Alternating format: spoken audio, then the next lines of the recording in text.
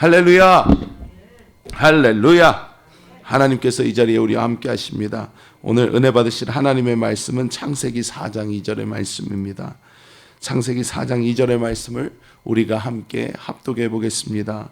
그가 또 가인의 아우 아벨을 낳았는데 아벨은 양치는 자였고 가인은 농사하는 자였더라. 아멘. 오늘 저는 이 창세기 4장 2절의 말씀을 가지고 관념의 변화, 이러한 제목으로 하나님의 은혜를 나누겠습니다. 먼저 옛날 얘기 하나로 시작하려고 합니다. 옛날 옛적에 한 형제가 살았습니다. 한 형제가 살았는데 이 형제는 굉장히 특이한 형제였습니다. 왜냐하면 세상에 별로 이 형제와 비슷한 사람이 없었어요. 아버지가 인류 최초의 사람이었고요. 어머니가 인류 최초의 여자였어요. 그런데 이 큰 형이 아버지의 가업을 이어받아서 농사꾼이 됐습니다. 농부가 됐어요. 농부가 되었고 이 둘째 차남은 그 당시에 옷을 만들어 입을 수 있는 가죽을 얻을 수 있고 또 하나님을 예배할 수 있는 양을 키우는 그런 목자가 되었습니다. 그래서 형과 아우가 그렇게 한 사람은 아버지의 가업을 이어받고 다른 한 사람은 이렇게 양을 키우면서 이렇게 즐겁게 잘 살았어요. 즐겁게 잘 살았는데 이 형과 아우가 어느 순간 이제 성인이 되어서 하나님께 직접 제사를 지낼 수 있는 그 시간이 온 거예요. 그래서 자신의 제단을 열심히 쌓았어요. 제단을 열심히 쌓고 이 형은 자기가 땀 흘려서 열심히 수확한 이 곡식을 그 제단 위에 올려놓았고 이 아우는 자기가 키운 양들 중에 새끼 양 아주 좋은 거를 가져다가 잡아서 그 제물을 제단 위에 올려놓았습니다. 그런데 이것이 웬일입니까? 하나님께서 형의 제물은 받지 않으시고 아우의 제물만 기쁘게 받아주셨어요. 기쁘게 받아주셨어요. 그러자 이 형이 화가 났어요. 아니, 내가 얼마나 피땀 흘려서 열심히 농사 지어서 이렇게 드린 건데 왜 내 거는 받아주지 않으시고 왜 동생 것만 저렇게 받아주실까? 그리고 동생은 얼마나 또 신나겠어요. 야, 하나님이 나의 재물을 받아주셨다. 너무 신나는 거예요. 옆에서 하하하 그러고 있는 동생을 보니까 형이 열이 받았어요. 열이 받아서 형이 돌멩이를 가져다가 야, 너 이리 좀 와봐라 해서 들로 데리고 나가가지고 동생을 돌멩이로 팍 쳐서 죽였습니다. 동생을 돌멩이로 팍 쳐서 죽였어요. 자, 우리가 옛날에 듣는 그런 전래동화 같은 거라면 그럼 어떻게 됩니까? 형은 쫄딱 망해가지고요. 빌빌빌빌빌빌빌 그러다가 죽었대요. 이렇게 끝나야 되고요. 아우는 죽었다가 뭐 다시 살아나가지고 뭐 선녀가 내려와가지고 이렇게 해가지고 다시 살아가지고 아우는 큰 부자가 되어가지고 잘 살았답니다. 이렇게 끝나야죠. 이게 우리가 아는 전래동화죠. 그런데 어떻게 됐습니까? 형은 장가도 가고요. 자식도 많이 낳고요. 나중에는 큰 성도 짓고요. 자신의 큰 민족을 이루어서 대대손손 나름 떵떵거리면서 살았어요. 그런데 동생은 돌 맞아 죽어서 대가 끊겼어요. 끝났어요. 우리가 아주 잘 아는 이야기입니다. 창세기 이 4장 2절부터 시작이 되는 가인과 아벨 이야기예요. 여기서 사실 우리가 이렇게 얘기 안 하죠.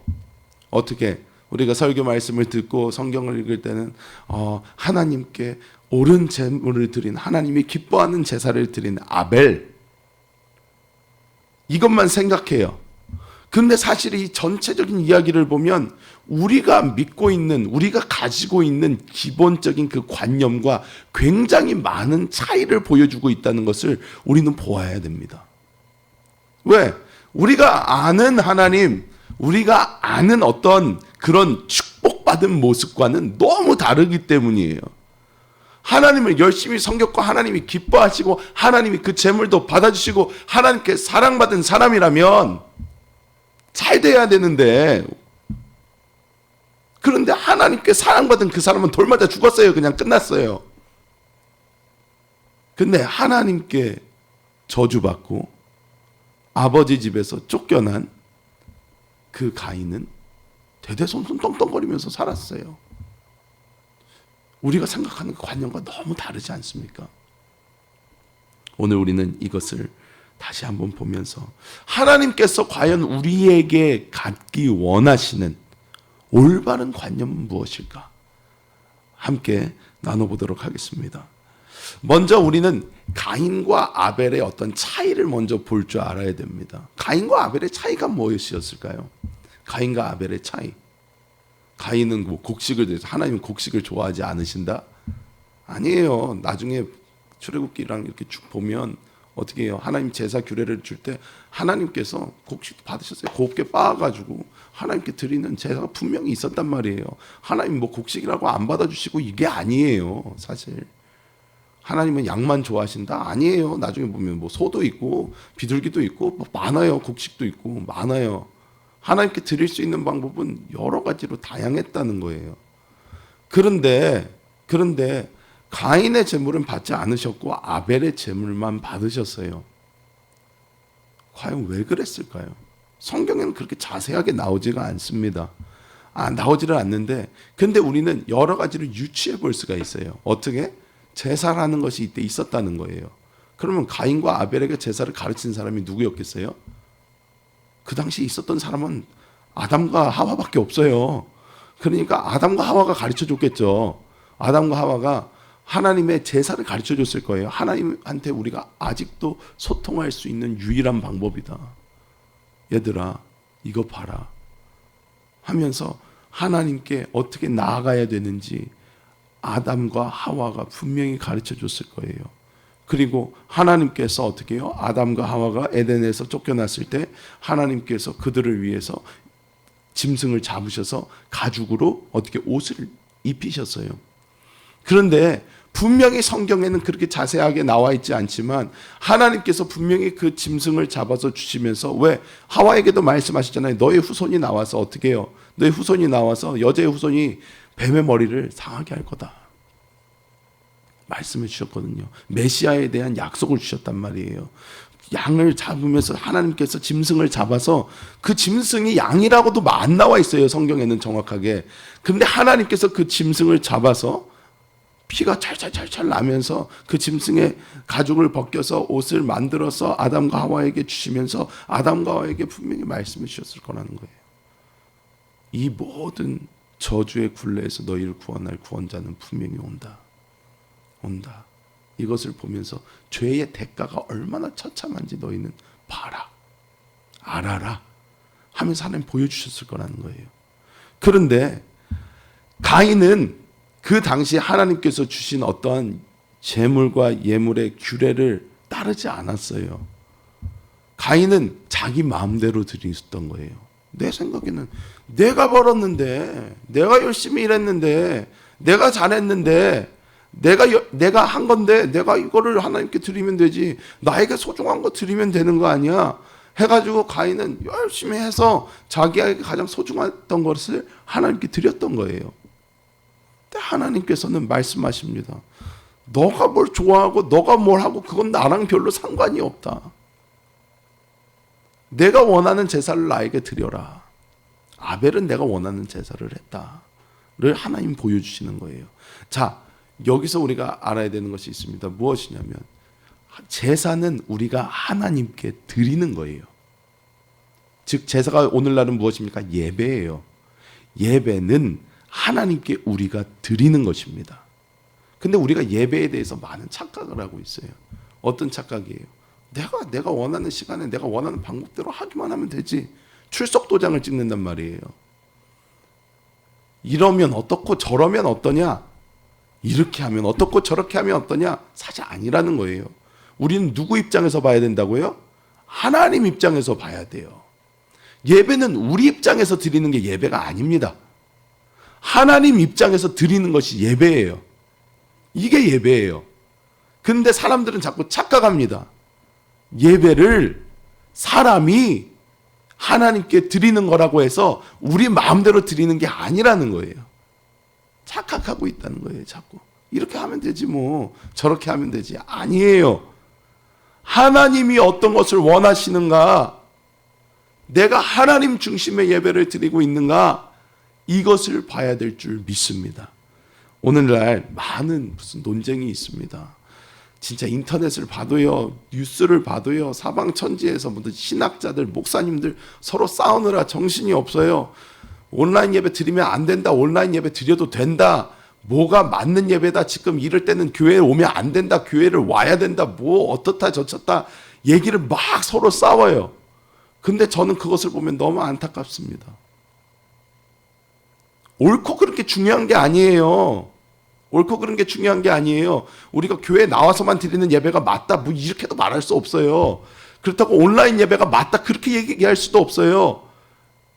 무슨 예배가 맞는 거예요? 하나님 중심으로 드려지는 예배가 맞는 거예요.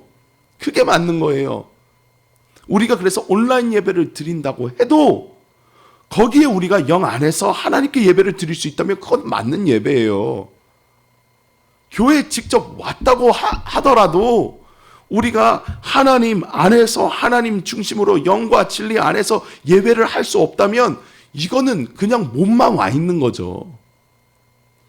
우리는 예배의 본질, 그 중심, 하나님이 중심되어야 됨을 우리는 깨달아야 될 줄 믿습니다.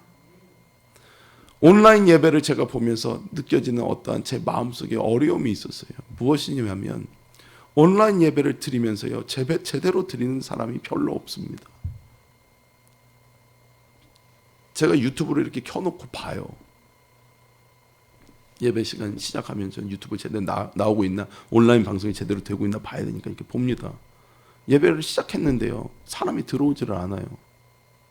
설교 시간에 갑자기 팍 하고 올라가요. 설교 딱 끝나면 뚝 하고 떨어져요.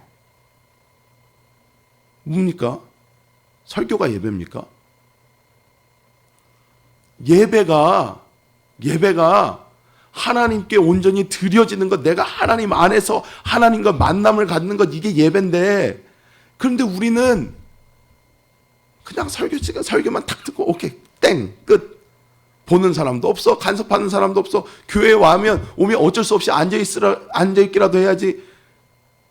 그게 없으니까 온라인으로는 오히려 우리가 더 나태해지는, 더 이렇게 뒤로 가게 되는 거예요.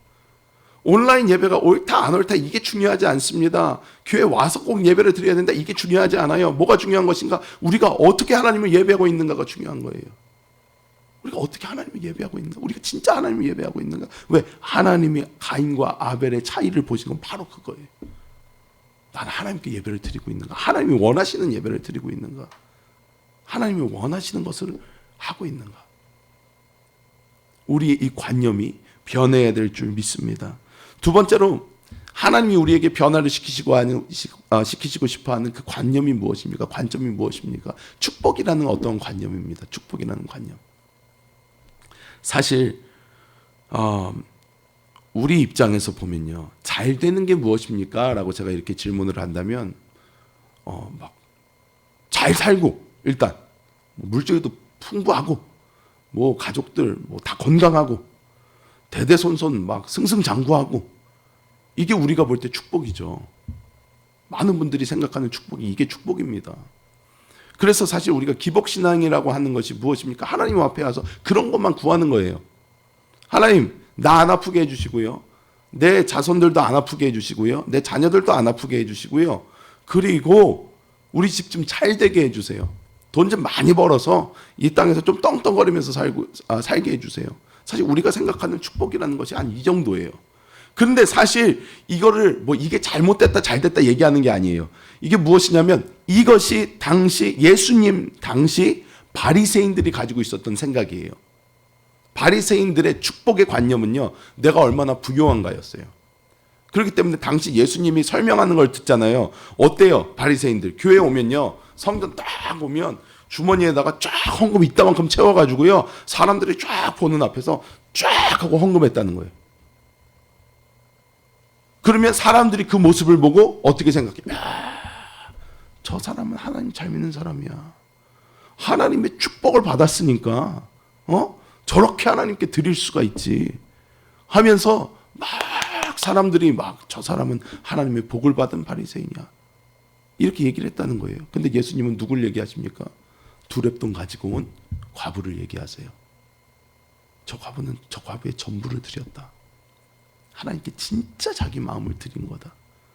저 바리새인 저거 많은 것 중에 찔끔 갖고 와가지고 저거 뭐 사람들 보라고 낸 게 저게 무슨 예배냐 하면서 예수님 말씀하신 거예요. 당시에 그 시대의 사람들이 가지고 있었던 어떤 축복, 신앙의 모습의 그런 관점 자체를 예수님은 꽝 하고 부셔버리십니다. 저게 축복 아니다. 저게 하나님 잘 믿는 거 아니다. 예수님 분명히 말씀하세요. 그런데 왜 사람들은 이렇게 생각하게 됐을까요? 우리가 성경을 읽어보면요, 이스라엘 사람들 믿음의 조상 누구예요?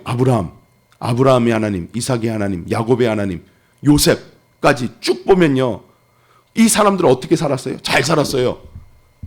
거부였어요. 물질적으로 풍부했던 사람들이에요. 가난이라는 걸 모르고 살았어요. 아주 큰 부자였단 말이에요. 그러니까 그런 조상들을 보면서 우리 믿음의 조상들을 보니까 이 믿음의 조상들은 큰 부자였어. 그러니까 우리가 하나님을 잘 믿으면 하나님은 우리에게 큰 부를 주실 거야. 그게 우리의 믿음의 척도야. 이런 식으로 사람들이 이해하게 된 거예요. 이해하게 된 거예요. 그런데 여기서 우리가 다시 돌아봐야 되는 것이 있습니다. 무엇입니까? 아브라함의 하나님, 이삭의 하나님, 야곱의 하나님, 요셉의 하나님, 이 사람들이 공통적으로 통과했던 것이 있어요. 그냥 하루아침에 그렇게 된 게 아니에요. 그냥 무조건적으로 하나님이 이 사람들을 그냥 무조건 부자 만들어주고 무조건 그냥 처음부터 잘 살게 해준 게 아니란 말이에요. 어떻게?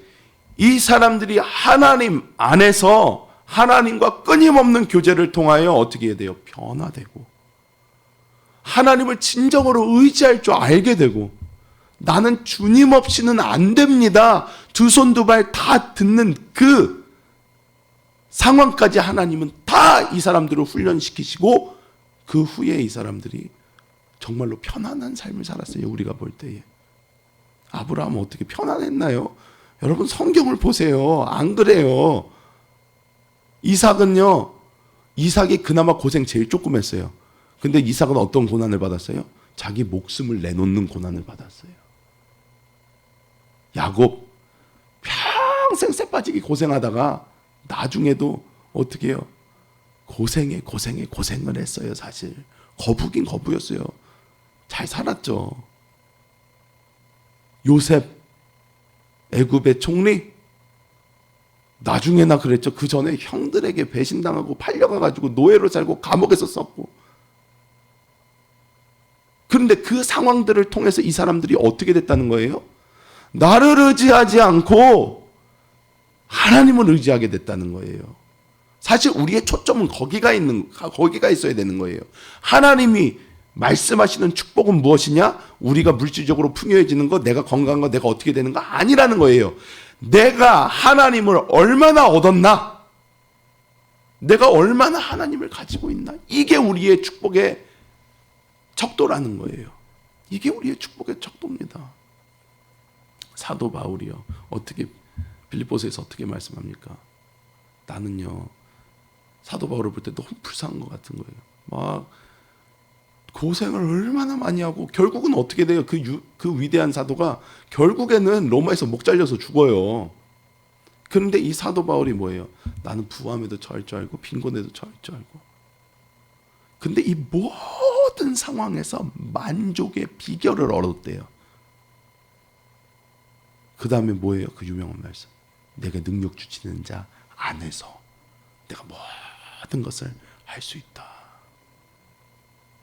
즉 사도 바울이 부한 것이 자기가 지금 무엇을 가지고 있냐 없냐가 아니었고, 자기가 지금 건강한가 건강하지 않은가가 아니었고, 자기가 지금 내 안에 계신 그리스도 예수가 있기 때문에 나는 그로 인하여 부유하고 나는 그를 많이 얻을수록 나는 축복의 사람이다. 이것이 사도 바울이 깨닫게 된 거예요. 이게 나의 만족의 비결이다. 어느 순간 나의 지금 상황이 어떻든 상태가 어떻든 나의 환경이 어떻든 상관없이 내 안에 주 예수로 나는 만족할 수 있다. 모든 것 할 수 있다. 이것이 사도 바울이 고백한 그 고백인 줄 믿습니다. 제 짧은 간증으로 말씀을 마치고자 합니다. 저도 어려서부터 가지고 있었던 관념 자체가 이런 관념이었던 것 같아요. 축복의 관념.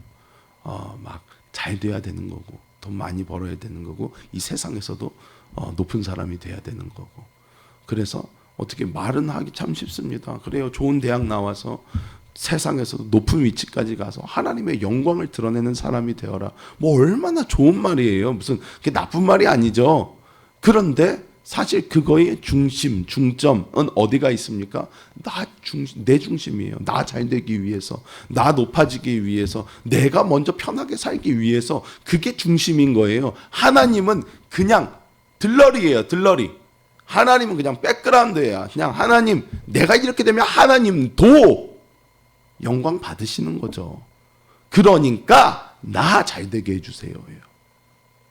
제 삶도 그랬어요.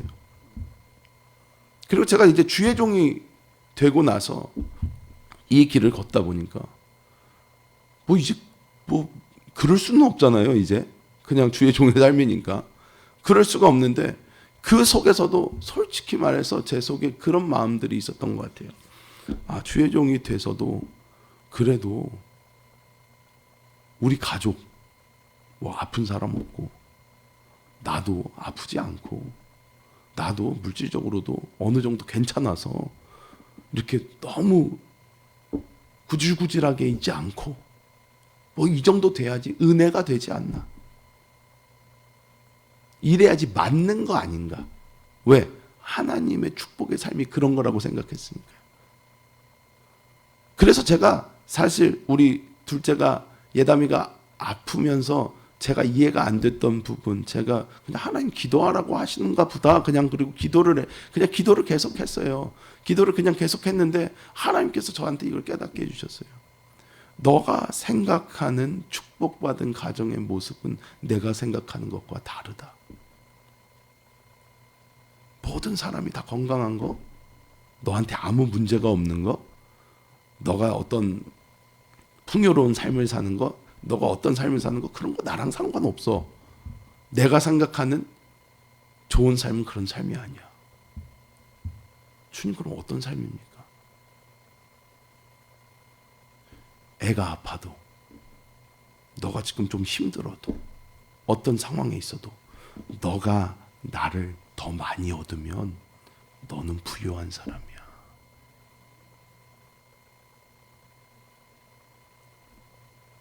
제가 우리 둘째를 보면서 요즘 은혜 받는 게 있어요. 뭐냐면 우리 자녀들이 이렇게 있는데 우리 다른 자녀들이 들으면 안 되는데 우리 자녀들이 넷이 있는데 이 넷 막내는 애기라서 아직 아무것도 모르고 이 셋을 보면요. 그 중에 둘째 셋째가 그렇게 은혜가 그래도 있어요. 첫째는 머리는 그냥 얘네들보다 알아듣기도 더 알아들을 텐데도 너무 생각이 세요. 근데 예담이는 저한테 막 혼나고 삐져가지고 막 소리 지르면서 방에 들어가 버려요. 방에 들어가서 나중에 좀 혼내줘야 되겠다 그러고 방문을 슬쩍 이렇게 안에 들여다보면 인형놀이를 하는데 나의 안에 거하라 찬양하면서 인형놀이 하고 있어요. 말씀을 가르쳐도 이해하는 게 달라요. 저는 그런 걸 보면서 느낍니다. 하나님께서 얘한테 이런 고난을 주시지만 이 고난 가운데 얘가 더 성숙해지는구나. 하나님 더 알게 되는구나. 하나님 더 느끼게 되는구나. 얘는 다른 아이들보다 영적인 것을 이해하는 그 능력 자체가 달라요. 그러면서 생각하게 되는 거예요. 과연 무엇이 축복인가? 그냥 나 건강한 거, 물질이 많은 거, 우리가 지금 그런 거, 하나님 그런 거 생각하지 않으십니다. 하나님 우리에게 말씀하시는 거 있어요. 진정한 축복은 우리가 하나님을 얼마나 가지고 있는가, 우리가 하나님을 얼만큼 누리면서 살고 있는가, 내 안에 계신 주님과 얼마나 깊은 교제가 있는가. 이것이 우리를 진정하게 행복하게 하는 놀라운 척도인 줄 믿습니다. 여러분, 관념의 변화를 이루시기를 예수님의 이름으로 축복합니다. 하나님, 주님의 놀라우신 그 사랑을 감사합니다. 우리 안에 계신 주님으로 기뻐합니다. 그 주님으로 감사합니다. 어떠한 우리의 생각이나 지식을 넘어선 놀라운 생명이시요 우리 안에서 움직이시는 그 하나님, 우리의 모든 것을 채우시는 그 하나님을 기뻐합니다. 하나님 아버지께서 오늘 이 새벽을 깨우는 우리 모든 성도들 한 사람 한 사람 그 심령 속에서 움직여 주시고 채워 주셔서 내가 얼마나 부유한 사람인지 다시 한번 깨닫게 하여 주시고 주님 안에 있는 진정한 만족과 행복을 누리게 하여 주시옵소서. 아버지, 코로나 사태로 인하여 많은 교회들이 신음하고 있습니다. 주의 백성들 주님께서 긍휼히 여기사 이 모든 것의 끝이 하루속히 오게 하여 주시고 우리는 이 시간을 더욱 다시 오실 주님을 바라보게 하여 주셔서 하나님 안에서 준비되는 주의 거룩한 신부들 되게 하여 주옵소서. 주님, 이 모든 것 가운데 하나님께서 함께 하시고 하나님께서 우리의 모든 것 되어 주심을 감사합니다. 주 예수님의 이름으로 축복하며 간절히 기도하옵나이다. 아멘.